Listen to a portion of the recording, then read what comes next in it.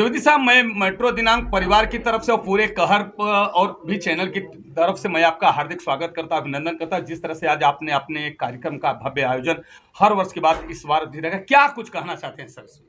देखिए, ये जो एंटी करप्शन कमेटी है, इस कमेटी का गठन 23/6/98 को किया गया। पूरे देश के कोने कोने में तालुका लेवल पर काम करने के लिए क्राइम के खिलाफ, करप्शन के खिलाफ। आज सभी पत्रकार बंधुओं, सभी के सहयोग से आज कमेटी 26 साल आज कंप्लीट किया है। मुझे बड़ी खुशी है कि ऑल ओवर इंडिया के पत्रकार बंधु हमेशा हेल्प किए हैं, कोऑपरेट किए हैं, और आप जैसे लोग, आदिनाथ तिवारी जैसे लोग कमेटी के लिए हमेशा वर्क करते रहें। मैं आपको नमस्कार करता हूं कि आप 24 आवर्स कमेटी के कार्यों को हमेशा अच्छी तरह से लिखते हैं, जो सच्चाई रहता है। सच्चाई के आप मास्टर हैं और सच्चाई के वजह से कमेटी चल रही है। मुझे बड़ी खुशी है कि ये कमेटी ने 26 वर्ष जो पूरा किया है, और आज कमेटी के कार्यकर्ता इंडिया कोने कोने से आए हैं। आज मैसेज दिया हमने सदस्यों को, करप्शन के खिलाफ लड़ाई लड़ो, आवाज़ उठाओ। कहीं भी भ्रष्टाचार होता है तो आप झुको मत, अब लड़ते रहो, आवाज़ उठाओ। मैं सीआरपीसी का, आईपीसी का उल्लेख किया है कैसे वर्क करने का। और मैं विनती करता हूं कि हमारे आज डिस्ट्रिक्ट लेवल के जो लोग आए हैं, जो तालुका लेवल से आए हैं, प्रदेश से आए हैं, सेंटर से आए हैं, अच्छा काम करेंगे। तो 26 साल का रिकॉर्ड है।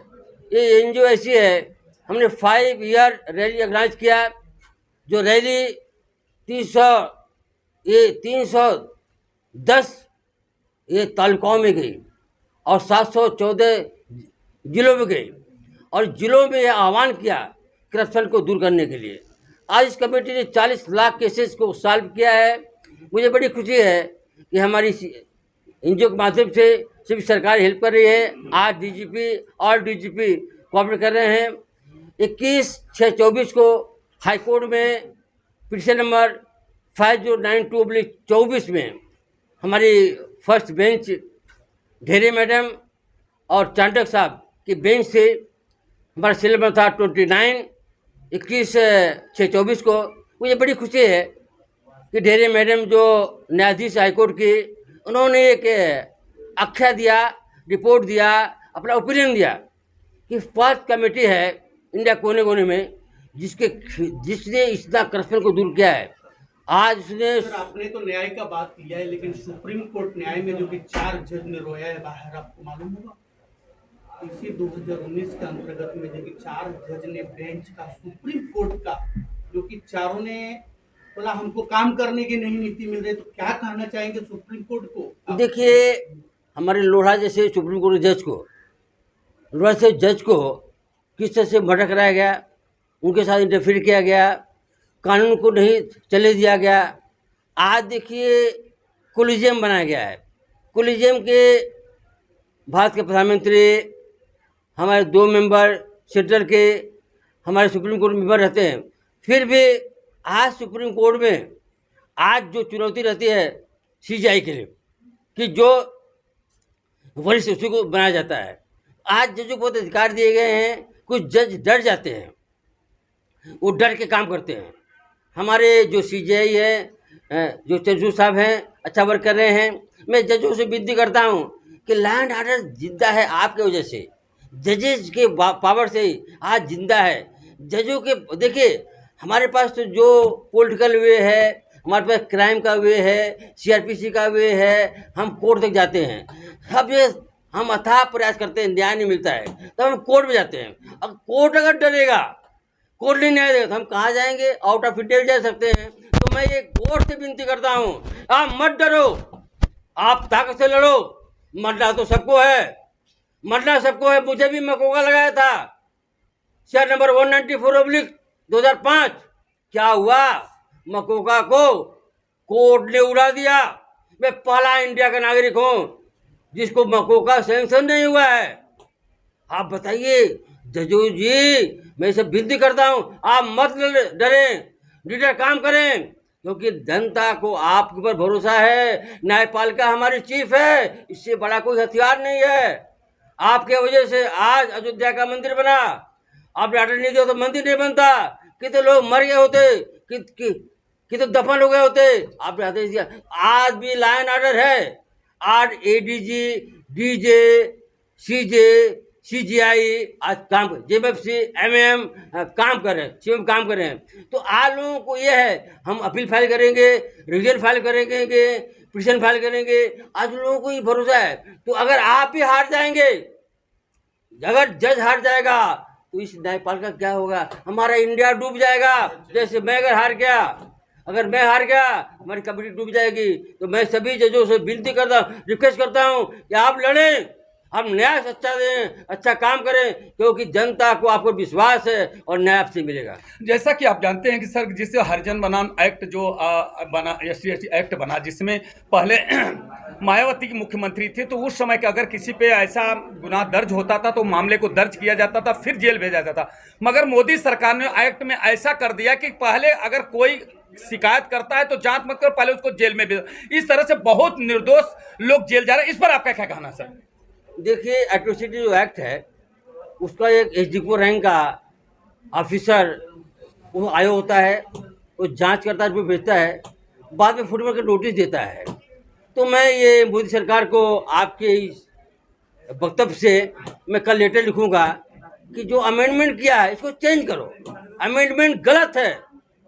जैसे आपने ड्राइविंग लाइसेंस के ऊपर में आपने ड्राइवर गाड़ी चलाता है 304 का मैटर होता है, आपने 302 कर दिया है। आप बताइए, कोई अनजान जाकर के गाड़ी चलाता है तो 302 कहाँ बैठता है? तो वैसे जो अमेंडमेंट किया है, दिशा भूल कर रहे हैं, लैंड का आगे का मिसयूज कर रहे हैं, और साथ साथ में एट्रोसिटी तो सब पर एप्लीकेबल है। ये कल आपके खिलाफ भी केस फाइल होगा, फिर आप जेल जाएंगे, जेल जाएंगे। संजय सिंह जो सांसद है चिल्ला रहे थे, अभी एक नोटिस आएगा अमित शाह को, अमित शाह कहाँ है, अमित शाह कहाँ है? तो कल पुलिस आ रही है पटना से, कल दिल्ली से आ रही है, तो कल एट्रोसिटी में कल ऐसा ना हो मिसयूज जाए कि आपके खिलाफ है, क्योंकि आप सांसद आज हैं, आज मंत्री हैं, कल नहीं रहेंगे।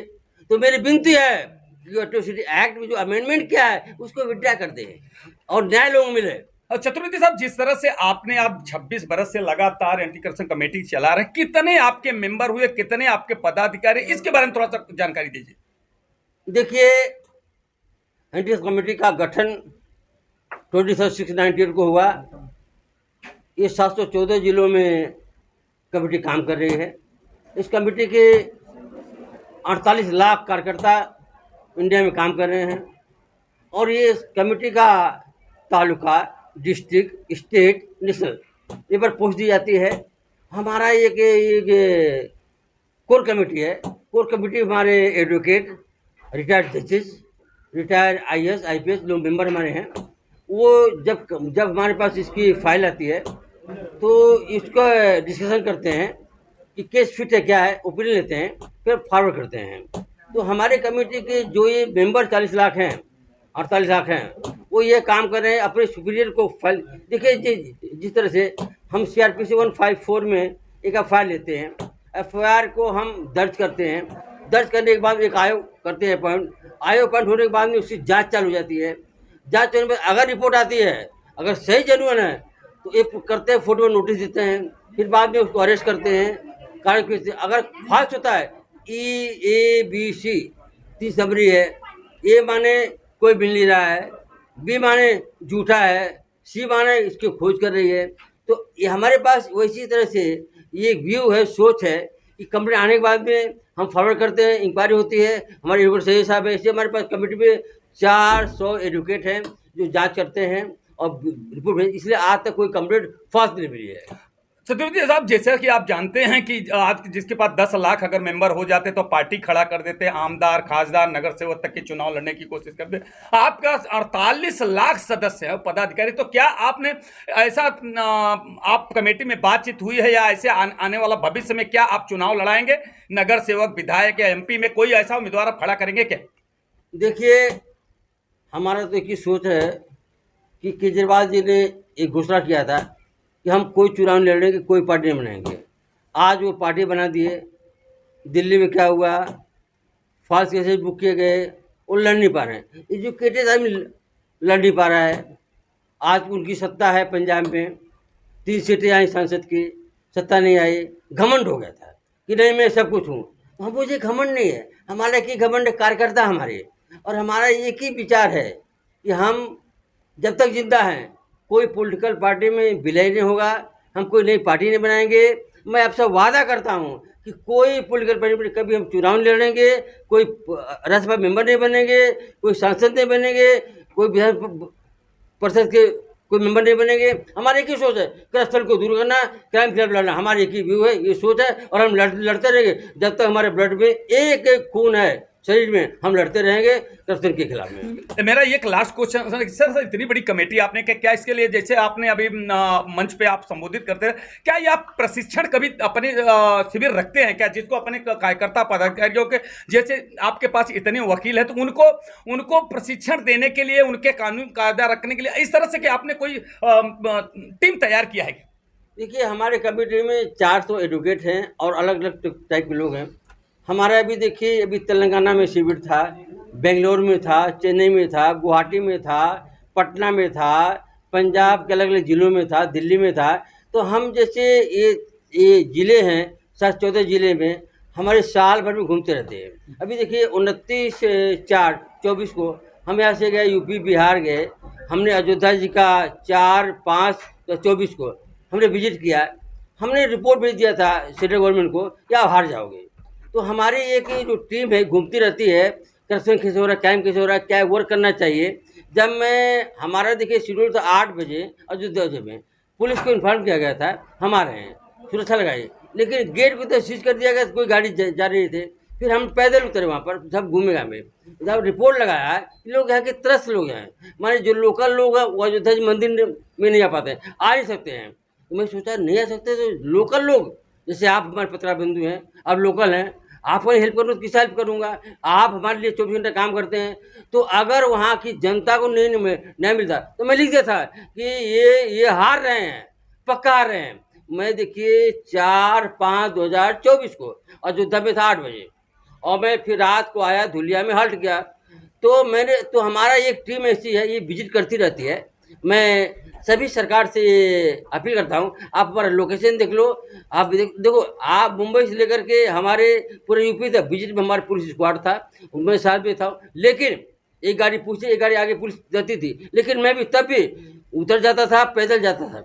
मैं गाँव में खाना खाया, रहा, रुका, तो मुझे न्याय मिला कि नहीं, कैसे वर्क करना चाहिए। तो हमारी कमेटी ऐसे वर्क करेगी, और मैं टीम जो है ऐसे वर्क करती रहेगी, रिपोर्ट लेती रहेगी, और हम कार्रवाई करते रहेंगे। द्विवेदी साहब, आप 26वां वार्षिक उत्सव के शुभ अवसर पे क्या देशवासियों को एक संदेश के रूप में क्या देना चाहते हैं?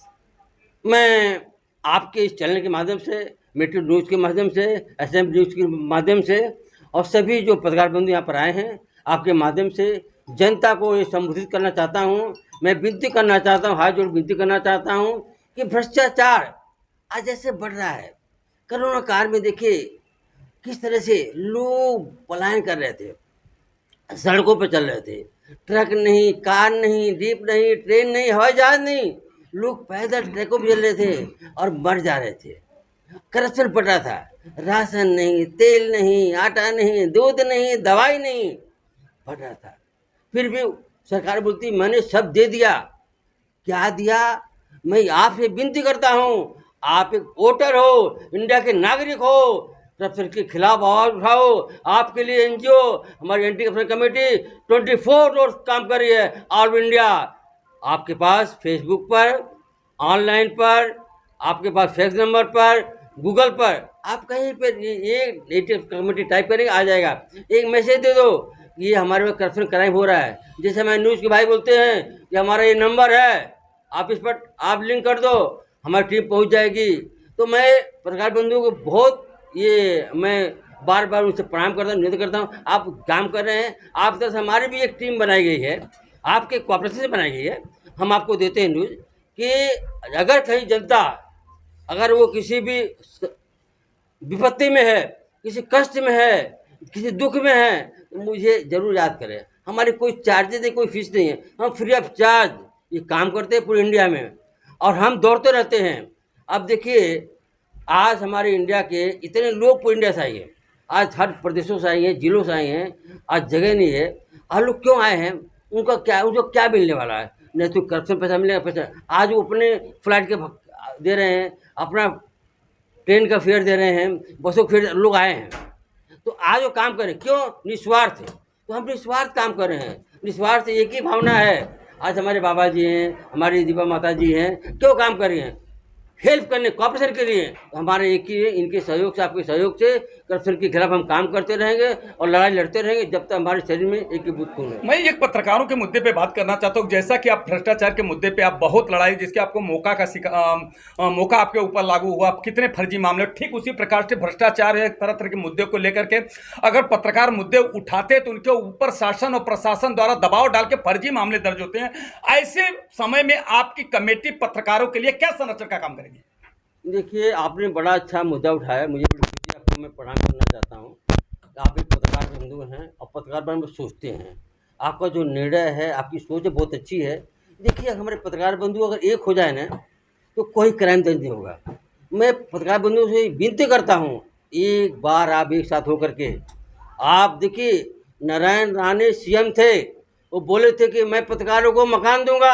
आता मकान मिला क्या? जगह मिला क्या? नारायण राणे चले गए, आज उनकी क्या हालत हो रही है? एक सीट नहीं मिली उनकी, केंद्र में मंत्री नहीं बने। जो पत्रकारों से गद्दारी करता है, क्योंकि देखिए, हमारी पुलिस पेट्रोलिंग करती है, मैसेज आता है, वो पहुँचती है घंटे के बाद में। हमारे पत्रकार बंधु सोते नहीं है, अलार्म की तरह से जगते रहते हैं। आज देखिए, 26 शिकारी जो कांड हुआ था, कसाब को पकड़े गए थे, कौन गया? मेरा पत्रकार भाई गया। पत्रकार भाई ने खोजा, कार्रवाई करा, हमारा कसाब जैसे लोग पकड़े गए, कितने आतंकवादी पकड़े गए। अब पत्रकार सोते नहीं हैं, खाते नहीं हैं, दौड़ते रहते हैं। आज देखिए, हमारे इलेक्ट्रॉनिक मीडिया जो है कि जब एक बार पुश करो वर्ड में फैलता है। तो आज जो बंधु हमारे काम कर रहे हैं, मैं सरकार से विनती करता हूँ, आज भी समय नहीं गया है, पत्रकारों को सुरक्षा दो। फॉल्स केसेस सीआरपी 715 के लिए जाते हैं, उनके खिलाफ जांच कराओ, डिपार्टमेंटल इंक्वायरी करो। कोई पत्रकार बंधु अगर कंप्लेंट करता है कि फॉल्स है, आपको राइट दिया गया है जांच करने का, 20 अप्रैल फाइल करने का, इंक्वायरी करना, आप उसकी इंक्वायरी कराओ। क्योंकि पत्रकार बंधु जिस दिन नहीं रहेगा ना, करप्शन इतना बढ़ेगा। हमारा भाई पत्रकार बंधु जो काम कर रहा है, कोई नहीं कर सकता है। पुलिस स्टेशन में जाओ, हफ्ता दो, काम करते रहो। पत्रकार बंधु को हफ्ता देता है, खाली बदनाम डिफेम करते हैं, बदनाम करते हैं। आप पत्रकार बंधु देखे पैदल घूमते हैं, सड़कों घूमते हैं, कहाँ पेट्रोल मिलता है, कहाँ उनको गाड़ी का भाड़ा मिलता है, कहाँ अपने घर से लगाते हैं। और जब काम करते और आरोप लगाते हो, ये हफ्ता वसूलते हैं। आप कितना पर सीपी का हफ्ता कितना है, डीजी का हफ्ता कितना है, एसएसपी का हफ्ता कितना है, पीआई का हफ्ता कितना है? आप जाओ, एक एक एरिए में एक एक बार वाले 80-80 लाख रुपए हफ्ता दे रहे हैं। एक एक पीआई को लोग 10-10 लाख हफ्ता दे रहे हैं। 80,000 रुपये एक एक लेता हफ्ता। आप बताइए, जो 80,000 का हफ्ता देगा, 2.5 लाख हफ्ता देगा पुलिस में, वो बार वाले वो क्या काम करेगा? तो मैं विनती करता पत्रकार बंधुओं से, आप ऐसे कोई मैसेज है, कोई मेरे बुझाई इन्फॉर्म करिए। मैं आपसे वादा करता हूँ, मैं पहुँचूंगा और आवाज़ उठाऊंगा, उसके लिए कार्रवाई करूंगा, और जो भी बोलेंगे मैं आपके साथ रहूंगा। और ज्योति साहब, जैसा कि आप जानते हैं कि किसी भी पार्टी का कार्यकर्ता, नेता अगर मारा जाता है या मर जाता है, उसकी हत्या होती है, कुछ भी होते है, तो उस पार्टी के लोग या शासन प्रशासन के लोग कई लाख रुपए की घोषणा करते हैं। मगर इसी जो अपने ड्यूटी के निभाते हुए अगर पत्रकार की हत्या होती है, मारा जाता है या कुछ, मगर उसका परिवार पूरा बिखर जाता है, टूट जाता है, मगर ऐसी स्थिति में सरकार मदद नहीं करती है। ऊपर से जो एक्ट की बात की गई थी कि इनको संरक्षण कानून का एक एक्ट लगाया जाएगा जो पत्रकारों को तकलीफ देगा, उनके ऊपर मामला दर्ज होगा, मगर आज तक केंद्र सरकार और राज्य सरकार ने ऐसा कोई कानून का अभी तक विचार नहीं किया और नहीं लागू किया। इस पर आप क्या कहना चाहते हैं? देखिए, मैं आपसे ये कहना चाहता हूँ, आपके मीडियम माध्यम से, पत्रकार बंधु हमारे संरक्षण है, हमारी सुरक्षा है। क्यों सुरक्षा है? क्योंकि हमारी जो कंप्लेंट होती है, जो हमारी शिकायत होती है, शिकायत उसको ओपन करते हैं और वो फैलाते हैं, वो वायरस होता है, और उसके बाद कार्रवाई की जाती है उनके खिलाफ में। क्यों आपने वायरस क्यों किया है? आज देखिए, मैं सेंट्रल से बार बार मांग किया कि आप पत्रकारों को सुरक्षा दो, पेंशन दो, पेमेंट दो। आप अदर लोग ला करके सीओ की पोस्ट देते हो, आप ला करके उनको पोस्ट देते हो, पत्रकारों को क्या देते हो? पत्रकारों को खाली आप हवाई जहाज में घुमाते हो, क्या देते हैं? आप एक ऐसा लोकसभा में विधेयक लाएं, जितने भी हमारे पत्रकार बंधु हैं उनका एक रिकॉर्ड होना चाहिए, उनके फैमिली का नाम बायोडाटा होना चाहिए और रजिस्ट्रेशन होना चाहिए। और उनके जैसे हमारे पास सेंट्रल गवर्नमेंट क्या करती है कि कोई एक्सपायर हो गया, उसकी बीवी को मिलता है पेंशन। तो हमारे जो पत्रकार बंधु हैं, आप उनके जो कंसर्न है, एडिटर हैं, संपादक हैं, तो उनको सुरक्षा दें, साथ बात जो उनको पेंशन दें, पेमेंट दें, जिससे क्योंकि आज देखिए इंडिया में पत्रकारों को कुछ नहीं है। पत्रकार गरीब भाई हमारे हैं, उनको रहने की जगह नहीं है, आप मकान तक नहीं देते उनको। आप जो सीएम का कोटा है किसको देते हो? जो फंडिंग देता है आपको। मैं ये आपसे देखिए, पहले था कई लोगों को मिले मकान, हमारे लाल जी मिश्रा थे नभारत के, उनको मकान दिया गया, वो छोड़ चले गए कहाँ पर? नई मुंबई में। तो आज हमारे पत्रकार बंधुओं को मकान जो सीएम कोटा था, कोटा को दोबारा रिव्यू किया जाए और उनको कोटा का मकान दिया जाए, सुरक्षा दिया जाए, साथ साथ में एक उनको अमाउंट दिया जाए कन्वेंस के टाइप का कि इतना आपको दिया जाएगा, और जो कवरेज करते हैं उनको पैसा दिया जाए, तो उनका खर्च चलेगा। तो काम नहीं देंगे, करप्शन बढ़ेगा, पत्रकार बंधु मारे जाएंगे, लोग क्राइम को से लड़ नहीं पाएंगे, वो बेहाल हो जाएंगे, सरकार गिर जाएगी। आज देखिए, मैं ये कहना चाहता हूँ, आज पत्रकार बंधु ने जो कवरेज किया था नरेंद्र मोदी जी का, हमारी सरकार का, पत्रकार बंधु ने कितना कवरेज किया पेट्रोल पंप का? 500 लोग मारे गए। क्या पत्रकार बंधु के इस कवरेज पर आपने जांच किया? आज का जो हमारा रेलवे सीपी था उसमें इन्वॉल्व है, वो इलीगल से चल रहा पेट्रोल पंप। पत्रकारों की मुद्दा उठाया कि इलीगल है, केस दर्ज नहीं हुआ, जांचें नहीं हो रही है। अब पत्रकारों को धमकियाँ रही है, आप क्यों दिखाया आपने? आप बताइए, पत्रकार किसी काम करेगा? इसलिए आपका पतन क्या हुआ है? अब 48 की सीट से अब क्यों आ गए? आधे पा गए, क्यों आ गए? पत्रकारों को अत्याचार किया आपने, पत्रकारों की हायल बदुआ लगी, क्योंकि पत्रकार ये निर्दोष है, बेकसूर है, बिना पैसे काम करता है। अगर कोई 500 दे दिया, आप कितना कमाते हो? आप कितने पैसे आपको होते हैं? तो 500 जांच करते हो। पत्रकार बंधु को पेट्रोल कौन डालेगा? कन्वेंस कौन देगा?